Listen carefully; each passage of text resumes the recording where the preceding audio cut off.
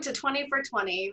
My name is Christine Robinson with the Elks National Foundation, and today I am joined by Daniel Ardity, a 2020 Top 20 Most Valuable Student Scholar sponsored by Pompano Beach, Florida, Lodge number 1898. And Daniel is receiving a $40,000 MPS scholarship to pursue his college education. Thank you so much, Daniel, for joining us today. Thank you for having me. It's a pleasure to be here. So can you introduce yourself and tell us where you're from? Of course. My name is Daniel Ardity, and luckily I'm part of the Elks family, and I'm from Coral Springs, Florida. And where are you going to school, and what are you going to study while you're there?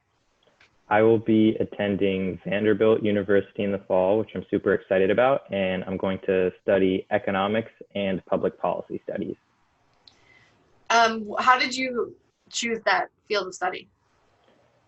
So it's an interesting story because it's very complicated. I would say when I first got involved with policy debate in ninth grade, it opened up my eyes to a lot of socio-political issues. And so that's when I started getting interested in public policy studies. But when I was a junior, I took IB economics, and I took higher level economics for 2 years, and I really loved the class, and I knew it was something that I would enjoy studying. And because they go so hand in hand together, I thought it would be perfect. That's great. It sounds like you had two different things that you're passionate about and figured out a way to make them work in your favor. So we know that Elk Scholars are very service oriented, and Elks are also service oriented. So what does it mean for you to serve communities, and how is service a part of your life? So to me, service means giving back and showing my appreciation to those that are less fortunate, but also to those that have helped you. I personally believe that if anyone or anything has bettered your life, it's sort of your responsibility to give back and ensure that other people can also reap those same benefits. So my favorite example of service in my life would be the debate enrichments that I've started and led. So because policy debate has sort of been my entire world throughout high school, I wanted to ensure that opportunity for younger students. So every Wednesday I would lead the novice development session where I would teach new debaters, and every Tuesday I would go down to the lower school and I would meet with a group of cute little fifth graders, and I would teach them debate for an hour and a half. And for me, policy debate changed my life. It gave me so many opportunities, and for that I was so grateful, and I wanted to make other people fall in love with it the same way I did so they could reap those same benefits, because I truly do believe it is important. And for me, service becomes all the more fulfilling when it's about something that's helped you and it's about something you love. So that's my favorite service that I've completed in my time. But really, I think it's all about giving back. And if you can make it meaningful to yourself, then it's meaningful to everyone else. That's great. That's a quotable explanation of service. I've never heard someone explain it quite that way before. So thank you, Daniel. That was awesome. And what is something that you're most proud of? It can be outside of academics, it can be academically. I would say the achievement I'm most proud of would be one of my debate accolades, because I worked so hard on it for 4 years in a research intensive activity, and by my senior year I had made it to the top 25 in the nation to be ranked by the national coaches poll. And so for me, that was sort of the culmination of all of my hard work, and that had really paid off. And so I would say that is my proudest achievement.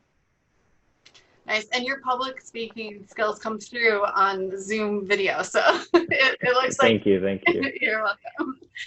And what will being an Elk Scholar allow you to do? So the scholarship money in and of itself will make my dreams come true academically. It will make a college education affordable, which is something that's a big challenge for a lot of people. So I'm super thankful for that. But what differentiates Elks from other scholarships is that it comes with a family. It's not just money. I know that I can go anywhere in the country and I'll have a connection. I'll have someone to talk to, someone to meet with, someone to guide me anywhere I go because the Elks family is so large. And I think that being an Elk Scholar will give me connections and friendships that I can use for the rest of my life. I think that the network of Elks has given me, like, the other MVS students, they've been the most like passionate, brave, kind, smart people that I've ever met. And what I love about them is that all of them are like so individually cool. They're all great people. No one's cutthroat. Everyone is like, we're in Elks, we're all in it together, and we're going to help each other. So one of the other MPS students that I became close with, Victor, I was just chatting with him recently about how my first internship was going and what it's like to be a real adult now. And he invited me to join this podcast project that him and a few other people are leading, where I'll get to read a historical book, interview the author, create a podcast, and then it will be released in a series in a way that is so large scale that hopefully it will change the way history is taught in the United States. And so for me, that was a perfect example of, like, Victor lives in California. I never would have met this guy, but because of Elks, I know him and we're friends. And it's just given me resources beyond what I ever thought was imaginable. That is so cool, and that speaks exactly to why we think it's important that the Elks Scholarship is more than just a scholarship, and that it's building upon Elks family and that Elks Scholar network, and that network extends beyond just the scholars to the Elks as well. So I know you mentioned earlier when we were speaking before we started the video that you were going to present with the Florida State Convention. Can you talk a little bit about that? So the Florida State Convention was this past weekend, and I was invited to be like an honorary guest and speaker there.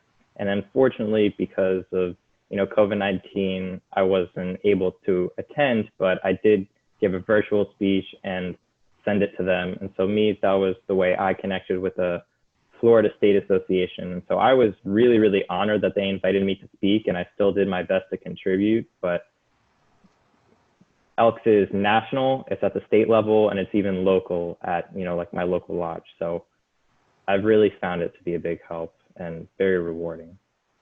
That's awesome. And going back to what you said before, I know that the podcast project sounds awesome, and I can't wait to hear how that turns out, and hopefully there will be episodes that we can all tune into, so that'll be great.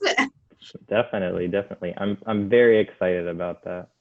Yeah, and it's cool that you and Victor are working together on a project like that. It's something I never would have expected, just because there's no other way I would have met him. For sure. And to have the time to work on something right now, I think is cool too. So you attended the Top 20 virtual leadership weekend. What was your favorite part of that virtual meeting of the other Top 20 scholars? As silly as it may sound, my favorite part was hands down the game night. Before it was advertised, I thought it was like kind of silly to have a game night, but it ended up being my favorite part, and I couldn't imagine what the virtual leadership weekend would have been like without it. It was really laid back in that it was after the interviews, no one was stressed anymore. It was just time to like get to know each other, become friendly. And, we played a bunch of games where everyone was laughing. It was high stakes when we played Mafia, and it helped me connect with a lot of the kids. And I think that's what it was all about, not just interviewing, but building relationships with everyone else. Yeah, the game night, I was there for the first part of it, and I could already tell that the bonds that you all had created previously were really getting strengthened through that like fun time after a stressful weekend. And I know Jim O'Kelly, the director of the foundation, was there leading, and in addition to that, Mark Ansel, a top scholar from the past, and Sean Loosely as well. I know that they all joined in, and we're excited to get to meet you and connect. And a lot of people said that their favorite part of the weekend was the game night. So it was so much fun, and they had like really unique games prepared. And I think it was Mark Ansel. He was the one that stayed all the way to the end. Like I heard people were playing games until 3 a.m. Eastern time, which was crazy to me because I fell asleep at 12:30. But it really showed like everyone went all out, and there was a lot of effort and compassion that went into it. Yeah, for sure. I'm so glad that you enjoyed that component of the weekend and all of the weekend. So what were you doing when you got the email saying that you were a top 20 MDS scholar? To be honest, I don't remember what I was doing when I got the email that I was a top 20 scholar, but I remember I would definitely be excited about it. I do, however, remember when I got the call that I'd placed second and won the $40,000 scholarship. I was sitting in a different room and watching a financial aid presentation, thinking like, oh my God, college is very expensive, you know? And then I got a call from a random number, so I ignored it. And then I looked at the voicemail, and the transcription said like, hi, this is Colleen from the Elk Foundation. Please give me a call back. So like I ran into my room, called her back like 3 times before she answered. And then when she gave me the news, I started like dancing around my room uncontrollably, looking like an absolute fool, but there was no one there just because I had so much glee and joy, and it was very exciting. Yeah, That's something I'll always remember. for sure. And I mean, the timing to be in a financial aid presentation Yeah. and then find out that a huge burden has been lifted from the financial aspect of pursuing an education. That is awesome. Thank you for sharing that. And what makes you an Elk Scholar? Well, the Elks saw something in me that I'm really grateful for. And I mean, it gave me an identity that I didn't know I needed until now that I have it. And, you know, like this hoodie right here, it's a very cool hoodie, I have to say, but it also means a lot to me. I think what being an Elk Scholar represents is that they saw like high level intellect and hardworking students, but they wanted to learn about the people that they were. And what I find in common with all of the other kids is that we're all motivated, but very like kind, compassionate, service oriented. And so I think it makes for a really supportive community. Yeah, absolutely.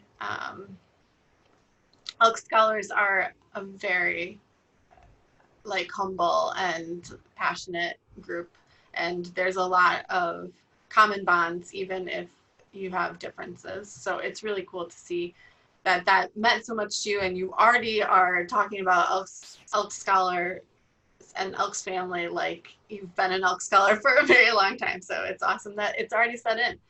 And my last question, oh no, second to last question, what is something that you are passionate about outside of academics? Outside of academics, as an individual, I would say I'm super passionate about policy debate, but I've already talked about that a whole lot. I would say my other passion is guitar. I love playing like classical and flamenco style guitar. It's just a way that I unwind. It's like a space for mental relaxation for me. More as a leader, I would say I'm passionate about justice. You know, our country as well as the world, we have so many problems that need to be tackled. And so my ultimate goal is to become a Supreme Court justice. And not only will being an Elk help me further that, but it really is all about justice for me. And that's something that I'm passionate about and something I want to contribute to, so that at the end of my life, I look back and I say, I made a positive impact. Awesome. And okay, last question. What, if you could say anything to the Elks, what would you say? I would say, thank you so much, times 10.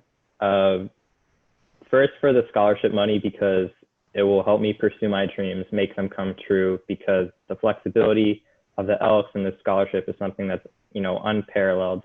But I also want to thank you for inviting me into a family that I'm really grateful for. And I want to make it clear that the way I describe service, right? If someone gives something to you, you have to give back to it. And so I know Elks is something I want to continue with and give back myself, whether that's next year at the leadership weekend. Hopefully it's in person. I could be one of those older Elk Scholars guiding them, or on a service trip, or, when I'm like a real adult way down the line financially. Elks has given me connections and network and friendships that are priceless. And that's something I can never show enough gratitude for. So thank you. Well, thank you for saying that. And the Elks audience will love to hear your message of gratitude that you just shared. And they'll see this when they watch this video. So that's great. Thank you so much. Thanks for joining us today, Daniel. It was awesome to get to know you one-on-one, and we're so proud of you. And we're so glad that you're embracing the Elks family and the Elk Scholar Network so fully. So thank you to all of our viewers for tuning in. And if you liked the show, please hit the like button below and be sure to subscribe to our YouTube channel. And thank you so much for helping us build stronger communities with the hashtag Elks Family. We'll see you next time. Bye.